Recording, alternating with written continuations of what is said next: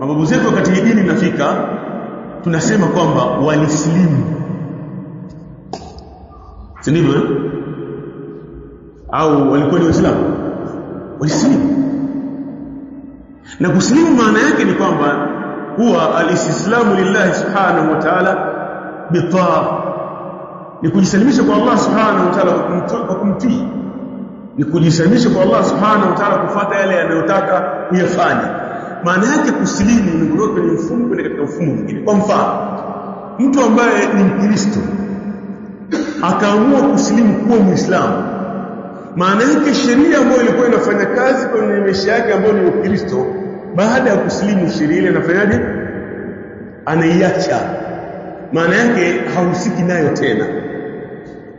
Lakini kama mtu ni Muislamu akaritaji, akatoka katika Uislamu, akaamua kuwa Mkristo mathalan, maana yake sheria ya Uislamu anafanyaje? Anaiacha.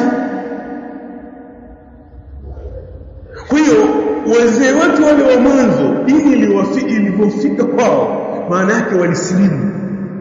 Na baada ya kuslimu maana yake ni kuacha yale waliokuwa nayo na kufuata Uislamu. Hivyo ndivyo alifanya Mtume kuambia Makuraishi na wafanyaje? Waslimu. Na kuslimu maana yake ni kuacha ile mifumo waliokuwa nayo.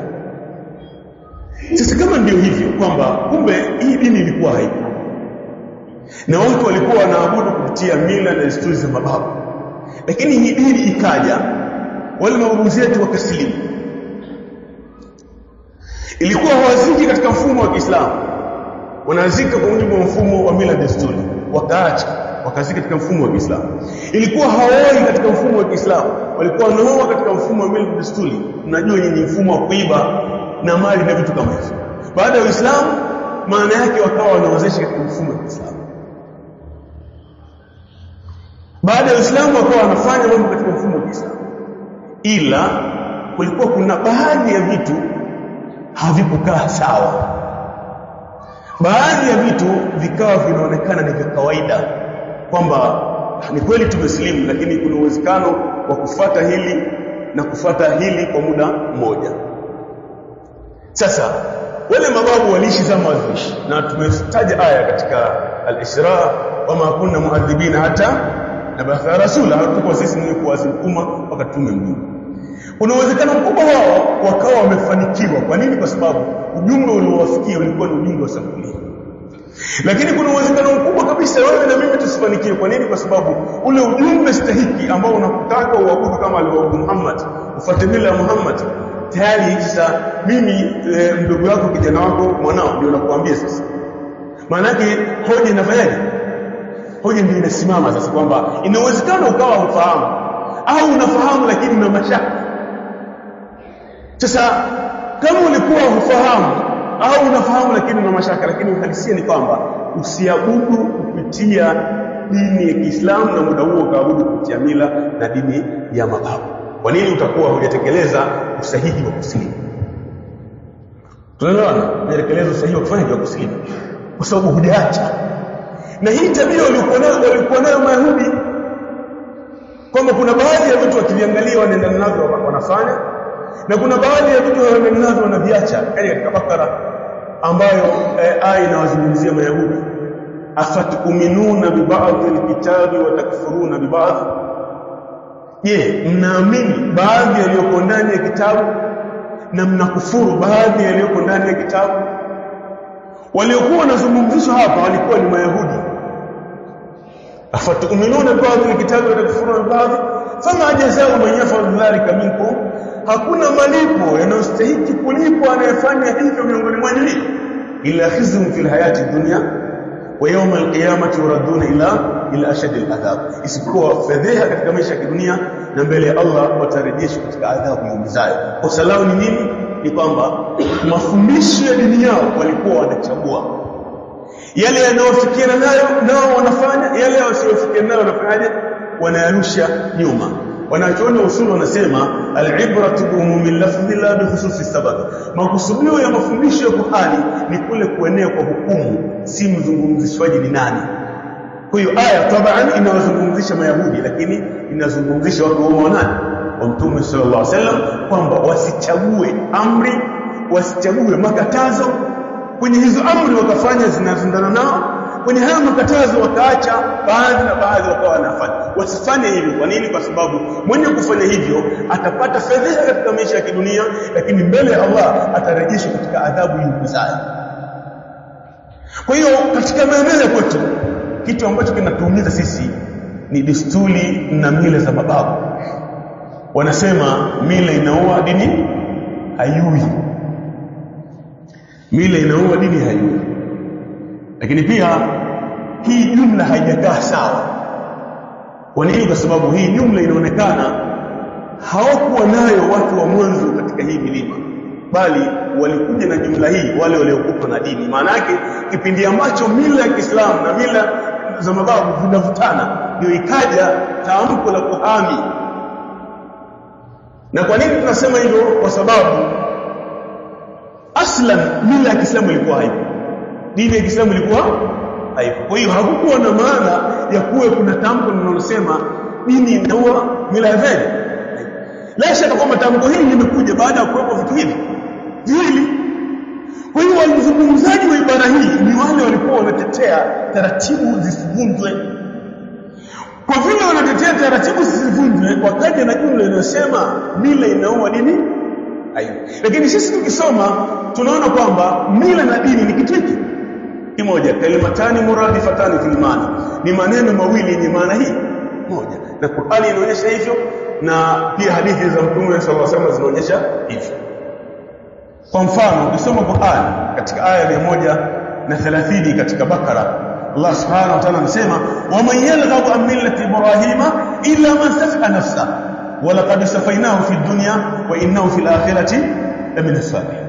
Wa man yalghabu an millati ibrahim, ni nani ambaye anaichukia mila ya Nabii Allah Ibrahim? Illa man safiha nafsa, isipokuwa yule aliyeingiza nafsi yake katika ujinga. Qur'ani imekuja hivi, illa man safiha nafsa wa laqad safainahu fid dunya wa innahu fil akhirati lamina salihin. Ibrahim tulimchagua katika dunia na kwa akhira katika watu walikuwa wema kabisa. Ikisha zikaendelea aya, idh qala lahu rabbuhu aslim. Zikaendelea aya mpaka ikafika aya 135, ikasema waqalu kunu hudan au nasara tahtadu, na wakasema kuweni wa Mayahudi au kuweni wa Kristo mtaongoka. Maana yake ni kwamba Mayahudi na Wakristo walikuwa wanawalingania Uislamu warudi kwenye mila zao. Waqalu kunu hudan au nasara tahtadu, wakasema kuweni nyinyi Waislamu, nyinyi Waislamu kuweni Mayahudi, acheni dini yenu. Nyinyi Waislamu kuweni Manasara, acheni dini yenu. Mkifanya hivyo mtaongoka. Allah akaleta jawabu akasema bal millata ibrahima hanifa, yani bal natabi millata ibrahima hanifa, bali sisi tunafuata mila ya Nabii Allah Ibrahim ambao ni hanifu. Hanifu maana yake amemili katika tauhidi na kuepukana na shirki.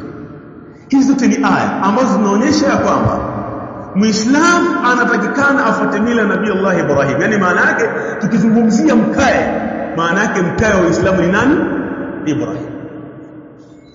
Na Ibrahim anakuwa ni mkae wa Uislamu wote duniani, sio mkae wa Uislamu wa Sambani au Waislamu wa Zigwani au Waislamu wa Upaleni. Ibrahim maana yake ndio babu ambaye ana mila tuliyotakwa sisi kuifuata. Lakini pia ukisoma Qur'ani aya 95 katika Ali Imran, qul sadaqa Allah fattabi millata Ibrahima hanifa wa lam yakun minal mushrikin. Sema Muhammad, uambie hawa watu, uambie wanakufuata sadaqa Allah, amesema kweli Allah, amesema kweli Allah, fattabi millata Ibrahima hanifa, fatani mila nani? Ibrahim. Kwa hiyo Qur'ani inataka tufuate mila Nabii Allah Ibrahim. Lakini pia aya nyingi kwenye Qur'an nazungumza katika sabili ya ikhtisar, aya nyingi kwenye Qur'an. Ukisoma katika aya ya 161 katika Al-An'am anasema hivi Allah subhanahu wa ta'ala, kul innani hadani rabbi ila siratin mustaqim dinan qiyaman millata ibrahima hanifa. Kul innani hadani rabbi ila siratin mustaqim. Sema Muhammad wahutubie hawa watu, innani, hakika mimi Muhammad, hadani rabbi, Allah ameniongoza. Tunasoma kila kicha ihdinas siratal mustaqim. Sasa Allah subhanahu wa ta'ala anamwambia Mtume sallallahu alaihi wasallam atuambie sisi kwamba hiyo njia tunaiomba sisi tuongozwe. Yeye ameshafanyaje? Ameshaongozwa.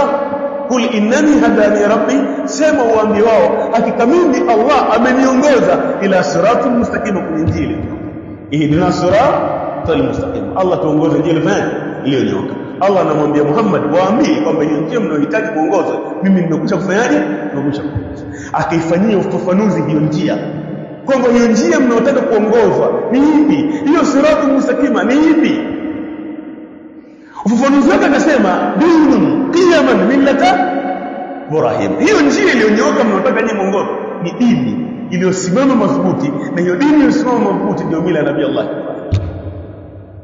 Maana yake uongofu wa Muislamu hauwezi kupatikana nje ya kufuata taratibu ya mila ya Nabii Allah Ibrahim, ambayo ndio mila nani, ya Mtume sallallahu alayhi wasallam. Ndugu yangu Muislamu,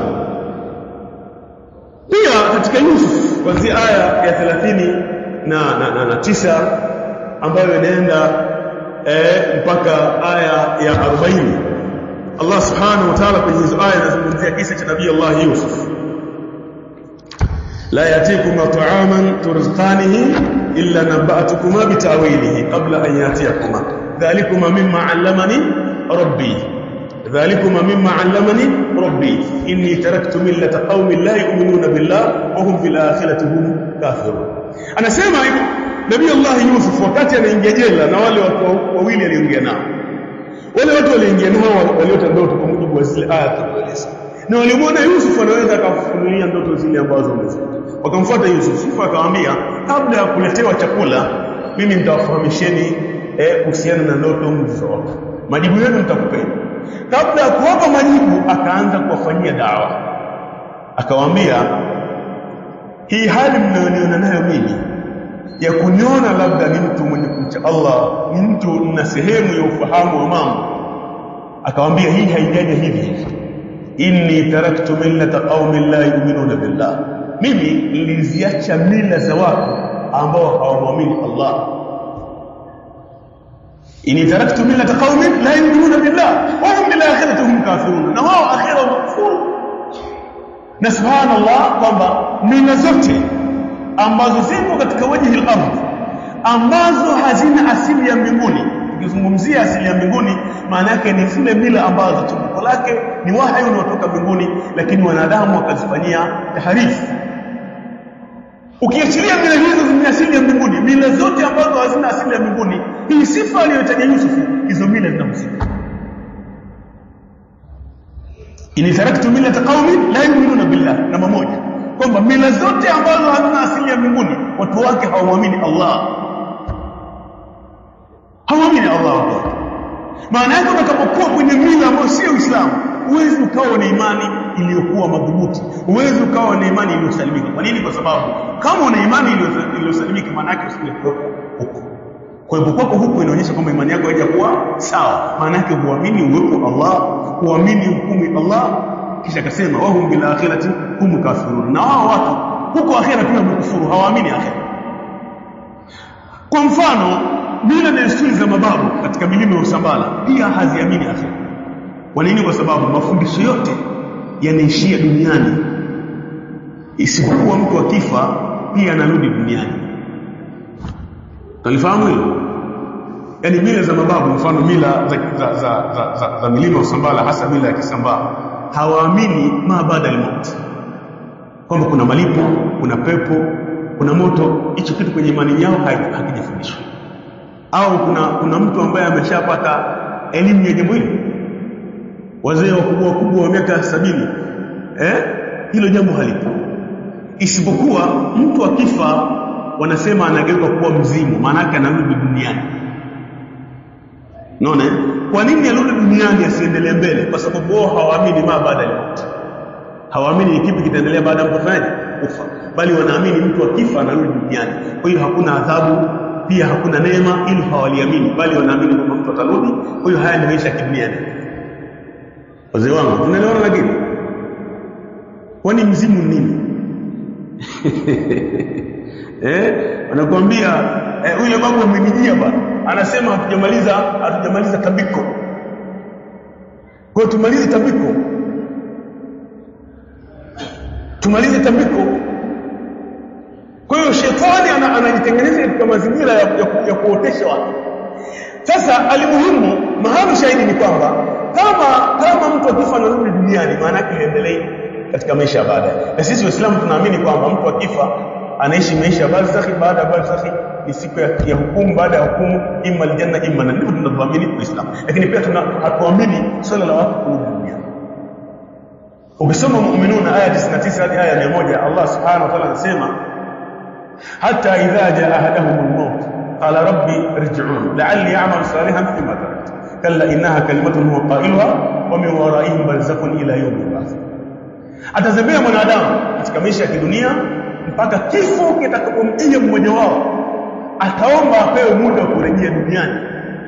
Allah atamwambia hapana, hakuna kurejea duniani. Huku kuomba kurejeshwa duniani ni nafsi tu inaomba, lakini kwenye sheria Allah haipo. Haya, kwenye sheria Allah hakuna kurejeshwa duniani. Baada hapo nini? Sema wa min waraihim barzakhun ila yawm al-ba'th. Wao baada ya kufa wataishi maisha barzakhi mpaka siku kufufuliwa. Na barzakhi ni hajizu baina amrayni, kizuizi baina ya vitu hivi. Maana yake akhera hujafika na duniani ushatoka huko katikati. Na barzakhi ni mji ambao wanaishi viumbe kuanzia Adamu mpaka kiyama kitaposimama. Na barzakhi ndio sehemu ambayo kuna naimu al-kabri, lakini pia kuna adhabu al-kabri. Maana yake aliyeliwa na simba anaishi maisha ya barzakhi, na hapo kuna naimu al-kabri na adhabu al-kabri. Aliungua moto mpaka akawa juzu, anaishi maisha ya barzakhi, na hapo kuna naimu al-kabri na adhabu al-kabri. Maana yake mji huo ndio mji wanaishi viumbe waliotoka duniani, wanasubiria siku ifike waende wapi? Waende akhera katika hukumu. Kwa hiyo Allah Subhanahu wa ta'ala kwenye aya anatuambia kwamba mwanadamu akifa harudi wapi? Harudi duniani, isipokuwa ataishi maisha ya barzakhi, asubirie siku fanyaje ya kufufuliwa.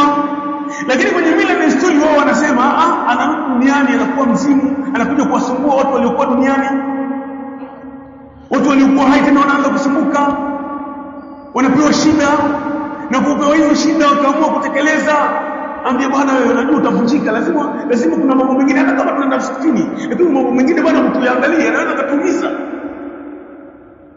Kuna mambo lazima tuangalie, anaweza kutuumiza. Kwa hiyo mambo yakawa yanafanya. Mahali shahidi ni kwamba Yusuf anasema inni taraktu millata qaumi la yu'minuna billah, mimi nimeacha mila za watu wasiomwamini Allah. Na neno lilotumika ni mila ambalo halihitaji ufafanuzi mwingi, mimi na wewe, bali ameacha mila. Wazee wangu, vijana wenzangu, naelewana, lakini ameacha nini? Mila. Tangu ni wazi na Qur'ani imelitaja hivyo hivyo, ambalo mimi msambana nilitaja hivyo hivyo, ambao wewe ndugu yangu nilitaja hivyo hivyo, mila. Inni taraktu millata qaumin la yu'minuna billah wa hum bil akhirati hum kafirun. Akasema wattabatu millata abai Ibrahim wa Ishaq wa Yaqub ma kana lana an nushrika billahi min shay dhalika min fadlillahi alayna wa ala an-nas walakinna akthara an-nas la yashkurun. Wattabatu millata abai Ibrahim wa Ishaq wa Yaqub. Anasema mimi mila niliyofuata ni mila ya nani? Ibrahim, Ishaq na Yaqub. Kisha akasema ma kana lana an nushrika billahi shay, hatakuwa sisi ukoo wa manabii ni wenye kumshirikisha Allah, hilo tumepukana nalo. Dhalika min fadlillahi alaina, hiyo ni fadhila ya Allah kwetu sisi. Lakini akasema wa ala nasi, na watu wengine ambao hawako katika koo za manabii pia hii fadhila wanayo. Kwa nini hiyo fadhila wanayo? Kwa sababu manabii wamekuja kulingania kile ambacho inatakana wafanye. Kwa hiyo ikajumuisha fadhila ya Allah kwa ukoo wa manabii, lakini pia ikajumuisha fadhila ya Allah kwa watu ambao si manabii. Kwa nini? Kwa sababu manabii walifikisha walichopewa, na aliyefuata manabii atakuwa yupo sawa sawa katika koo na mila ya manabii, na aliyeacha manabii maana yake atakuwa ameenda kitu. Kwa hiyo akasema dhalika fadlullahi alaina wa ala an-nas, hiyo ni fadhila ya Allah sisi na watu wengine ambao si manabii. Walakinna akthara an-nas la yashkuru, lakini watu wengi mtihani wao waliopewa si wenye kushukuru. Qabalu ni'ma bil kufran, wamekabili neema ya Allah ukikufuru, wamekataa. Walakinna akthara an-nas la yashkuru. Hizi aya zinakuonyesha ni namna gani Muislamu anatakana awe na huu wito ambao anautaja Yusuf, ni wito wa manabii. Kisha akaendelea ya sahiba isijin arbabu mutafarriqun khairun amillahu alwahid alqahhar, enyi jamaa zangu tunaingia jela, hivi mnavyoabudu vitu tofauti, kwamba unaabudu mti, unaabudu pango, unaabudu malaika, unaabudu kile. Khairun amillahu alwahid alqahhar. Hivyo vitu ni bora, au yule aliyeko peke yake ndio mwenye nguvu ambaye anastahili sisi tumwabudu? Ma taabuduna min duni. Zikaendelea aya kuonyesha ya kwamba kipi kinachohitajika Muislamu akifuate. Akasema Allah subhanahu wa ta'ala kwenye hizi aya, ya sahibi sijni arbabu mutafarriqun khairun amillahu alwahid alqahhar ma ta'buduna min dunihi illa asma'un sammaytumuha antum wa aba'ukum. Ikaja kueleza kwamba hamwabudu ninyi isipokuwa ni majina mlioita nyinyi na baba zenu. Inil hukmu illa lillah. Haikuwa hukumu inopasa ifuate isipokuwa ni Allah. Amara an la ta'budu illa iyyah. Ameamrisha Allah msiabudu isipokuwa yeye. Dhalika dinul qayyim. Hiyo ndio dini ya sawa sawa, walakin akthara an-nasi la ya'lamu, lakini watu wengi si wanafahamu. Ndugu yangu Muislamu, kufuata mila na njia aliyoacha Mtume sallallahu alaihi wasallam ni jambo la msingi na ni jambo kubwa ambalo natakana mimi na wewe tulizingatie. Katika Sahih Bukhari hadithi 3884 inazungumzia kisa cha Abu Talib. Ndugu yangu Muislamu, Abu Talib ni baba yake Mtume sallallahu alayhi wasallam, na Abu Talib ndiye aliyemlea Mtume sallallahu alayhi wasallam, na Abu Talib ndiye aliyemsaidia kwa mengi Mtume sallallahu alayhi wasallam. Alimhami, tena kuhami kulikuwa kubwa, alifanya juhudi kubwa. Lakini katika hadithi hii aliyotaja Imam al-Bukhari, hadithi ya Ibn Musayyib an abihi anna Aba Talib, ya Aba Talib lamma hadaratuhu alwafa, alipofikiwa na muda wa kufa, dakhala alayhi an-nabi sallallahu alayhi wasallam wa indahu Abu Jahal. Mtume aliingia akimtembelea baba yake mdogo, akamkuta Abu Jahal katika riwaya, na akamkuta na Abdullah bin Abi Umayya. Faqala ay ammi, kama akasema ewe ammi, qul la ilaha illa Allah, sema la ilaha illa Allah kalimatan uhaju laka biha inda Allah, tamko ambalo litakuwa ni hoja mbele Allah. Faqala Abu Jahl wa Abdurrahman au Abdullah bin Abi Umayya, wakasema watu wawili, Abu Jahl na Abdullah bin Abi Umayya, kamwambia ya Aba Talib, ewe Aba Talib, atalghabu an millati Abdul Muttalib, unataka uiache mila ya Abdul Muttalib?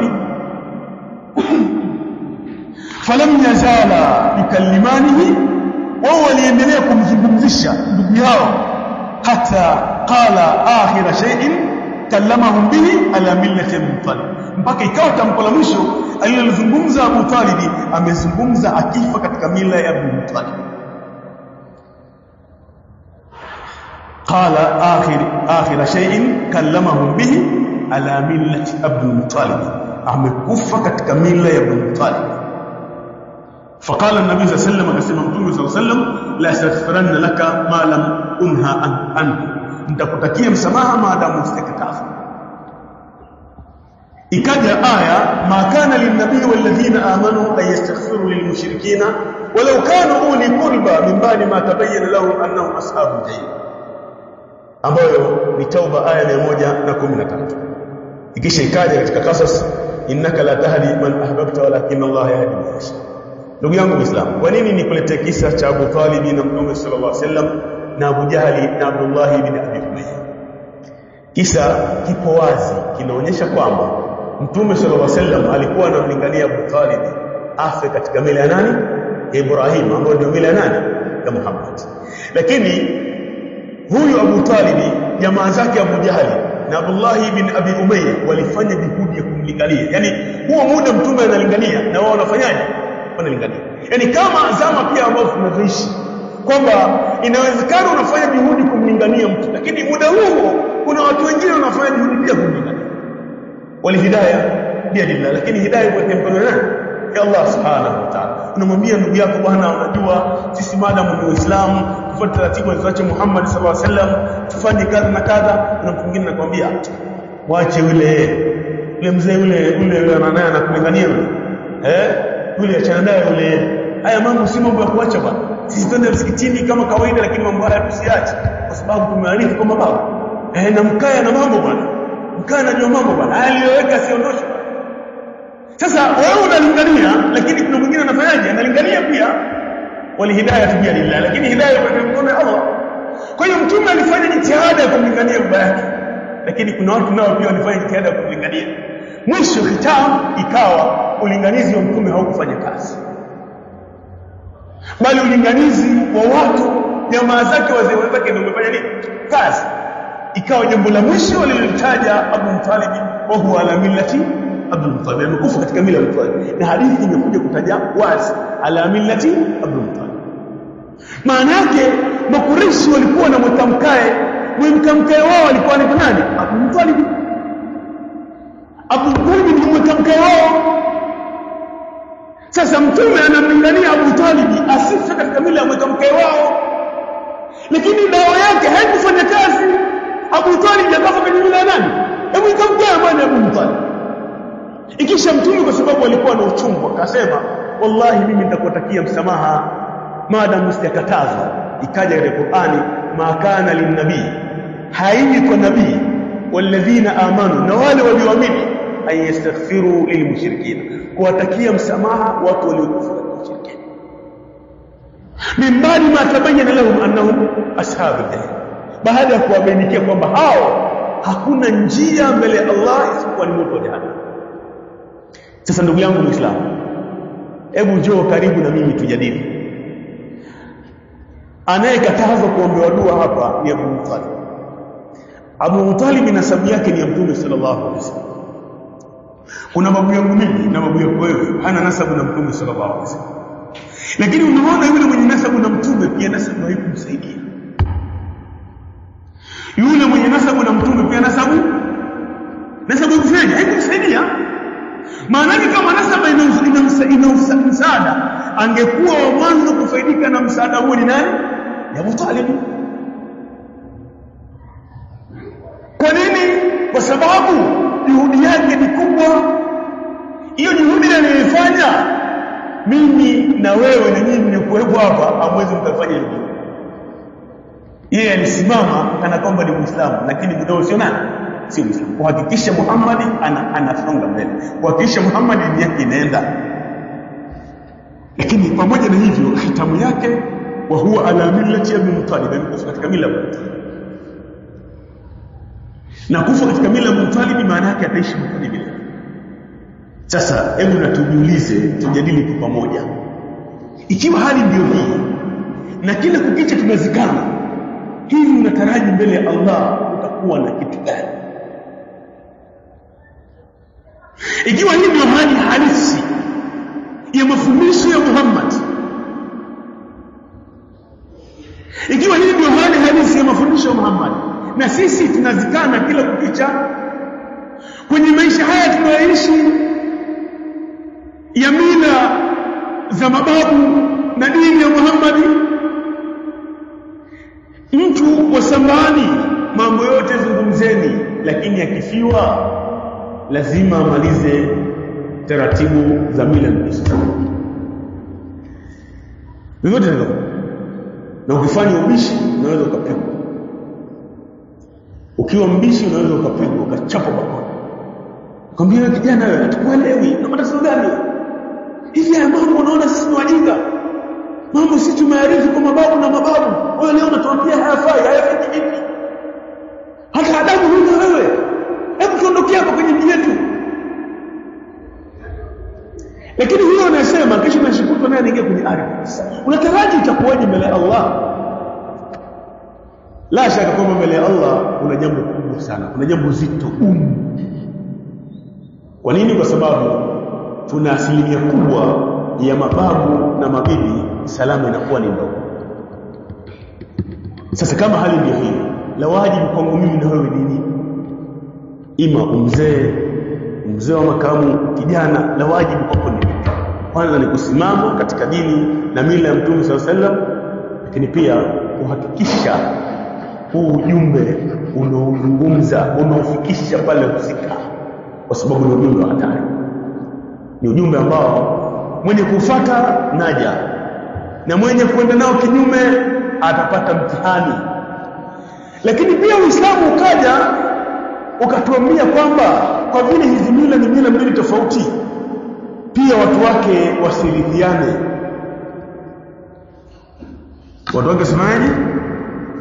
Wasirithiane. Unaona, watu wake wasirithiane. Katika Sunan Ibn Majah, Sunan Ibn Majah ambayo anatufahamisha juu ya swala la hizi mila mbili. Anatufahamisha swala la mila mbili, kwamba mila mbili hazirithiani. Katika mlango wa 6 kitabu Janaiz anasema babu mirath ahli islam min ahli shirki. Mlango unaozungumzia mirathi ya watu ambao ni Waislamu na watu ambao ni washirikina. Katika Sunan Ibn Majah akataja hadithi nyingi. Hadithi ya kwanza, la yarithu muslimu kafira wala kafiru muslima, ambayo pia hadithi imeipokea Imam al-Bukhari pia Imam Muslim. Lakini pia akataja hadithi nyingine ambayo ndio niliyokusudia kuitaja kwa muda huu, hadithi 2731.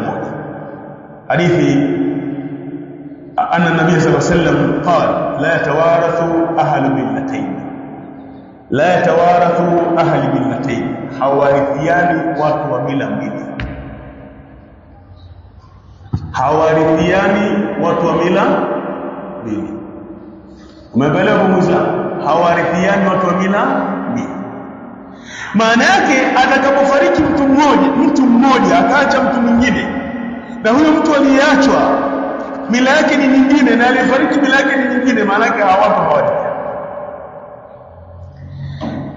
Lakini pia katika Sunani At-Tirmidhi kitabu Janaiz pia, ikiwa ni hadithi ya 2108 katika mlango babu la yatawarathu ahlu millatayn, hawarithiani watu wa mila mbili, hadithi kama ambayo tumeitaja. Lakini hadithi hii ni tariki Jabir bin Abdullah radhiyallahu ta'ala anhu, ani nabii sallallahu alayhi wasallam qala la yatawarathu ahlu millatayn, hawarithiani watu wa mila mbili. Ndugu yangu Muislamu, hawarithiani watu wa mila mbili. Unaponaje? Mtume anasema hawarithiani watu wa mila mbili, hawarithiani. Maana yake mwenye kuwa na mila ya Kiislamu, hii ni mila inayotegemea. Mwenye kuwa na mila nyingine, hiyo ni mila inayotegemea. Hawa watu wawili hawatakikani kurithiana kwa mujibu wa sheria ya Uislamu. Pagumu hapo nini? Hapo mpagumu. Ugumu wake unakujaje? Kwa sababu sasa tunarithiana. Wazee mnasemaje? Uislamu unasema la yatawarathu ahlu millatayn, hao watu wa mila mbili hawarithiani. Maana yake ni watu ambao mambo yao yapo tofauti, hawakutani, lakini sisi tunakutana. Si ndivyo? Tunamaliza upazi, tunarithiana. Hakuna shida. Shida ipo tena ni kubwa. Ndio maana tukasema Waislamu wa milima ya Usambara hasa na Waislamu wengine duniani, hebu na tufanye mabadiliko. Mabadiliko gani? Hii dini yetu ni dini ambayo imesalimika na vyanzo vyake vimelindwa. Inna nahnu nazzalna dhikra wa inna lahu lahafidhun. Sisi ndio ambao tumeteremsha hii sheria na sisi tutahifadhi. Kwa hiyo Allah amesema sheria yake atafanyaje? Ataihifadhi, atailinda. Na kweli ameilinda. Qur'ani tulikuwa nayo mwaka 1447 Hijiria. Hakuna mtu alifanikiwa kuingiza mkono. Maana yake imelindwa, imesalimika. Ni miaka mingi, karne 14. Lakini pia vitabu vya asili ambavyo Waislamu wanavyo pia havijaingwa na nini? Na mkono. Tuna Sahihi Bukhari, Imam Bukhari, ambao ndani yake unakuta mwongozo wa Mtume sallallahu alaihi wasallam. Kama Muislamu anahitaji dini kweli, dini yake ataikuta. Dini yake ataikuta na hadithi zake zimo nyingi.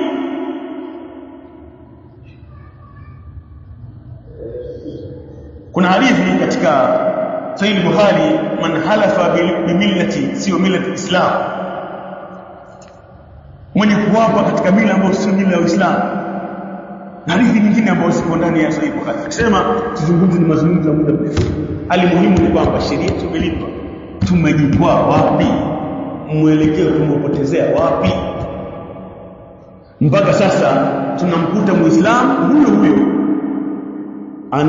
anamwabudu shetani, lakini huyo anamwabudu Allah.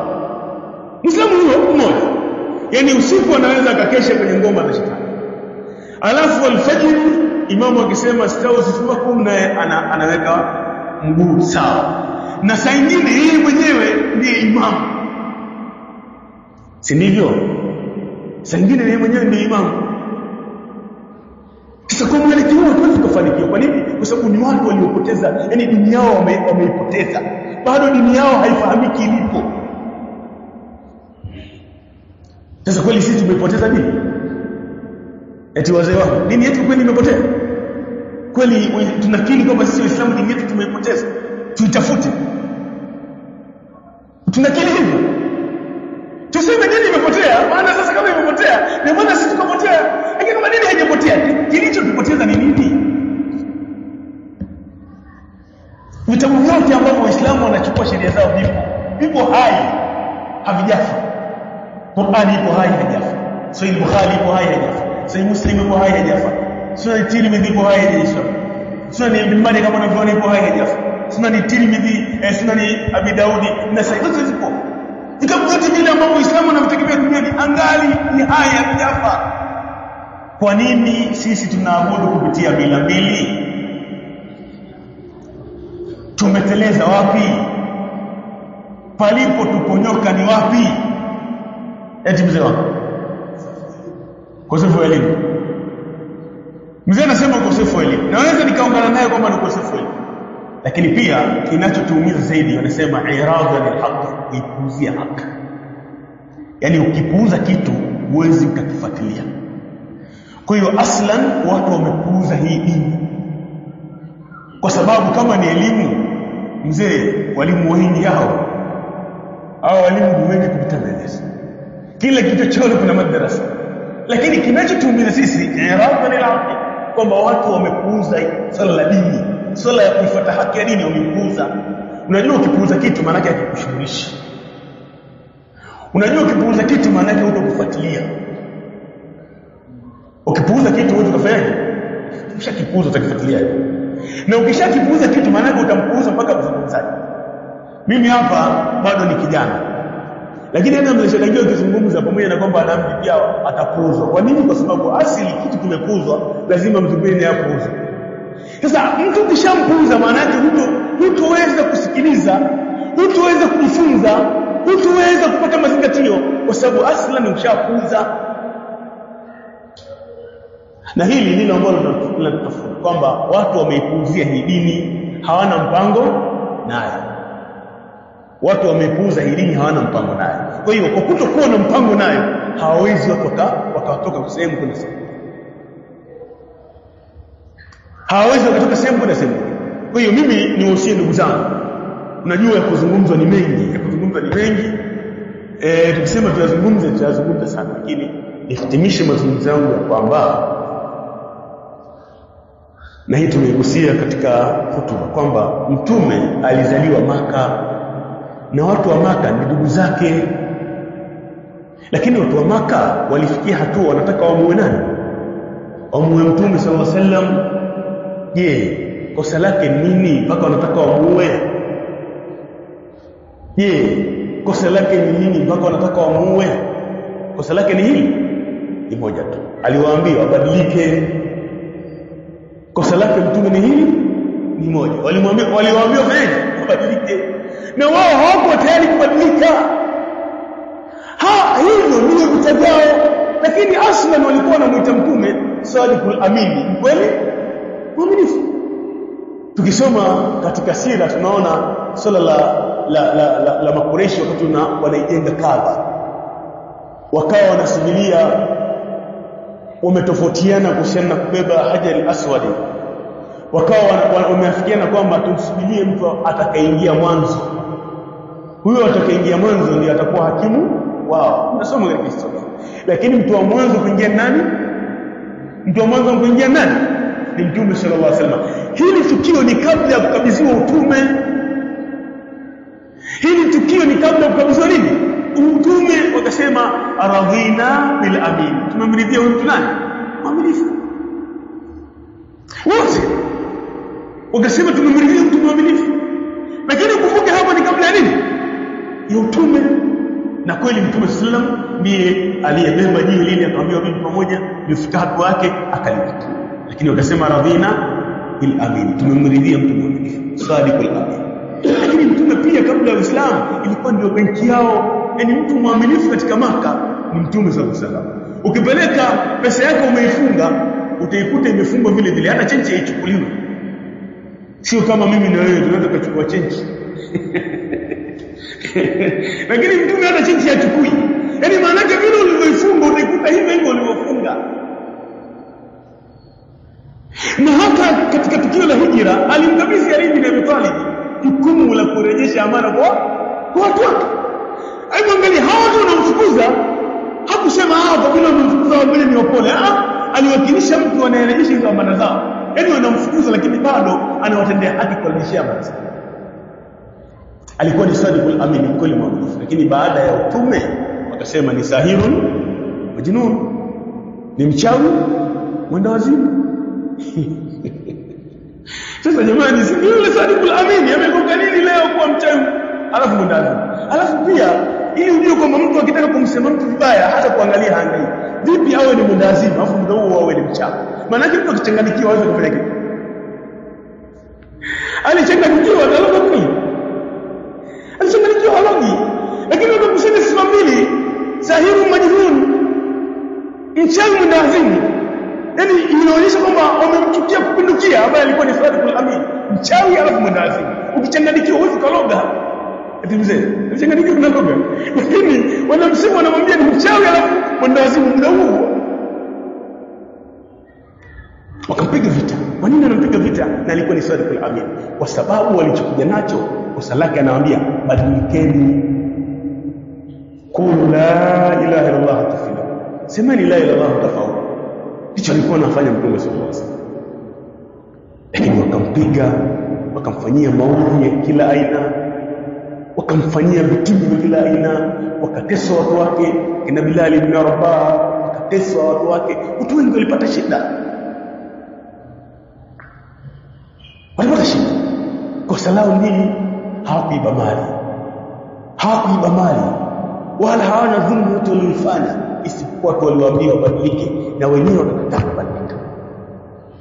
Ndugu zangu, kwenye hili ni gumu. Mambo yote yasema lakini hili ni gumu. Kwa hiyo inahitajika tuwe na azma ya kweli. Mzee, hakikisha unasimamia familia yako na wale wanaokuzunguka.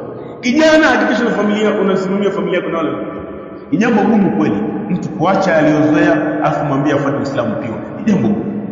Lakini pamoja na ugumu, fanye juhudi na tumombe Allah Subhanahu wa Ta'ala azilainishe hizo nyoyo ili zifikie hatua ya kufuata Uislamu na kwamba zisife isipozife katika dini ya Mtume sallallahu alaihi wasallam. Ndugu zangu, nitaka nizungumze mengi lakini kutokana na muda mimi niishi hapa. Allah Subhanahu wa Ta'ala ala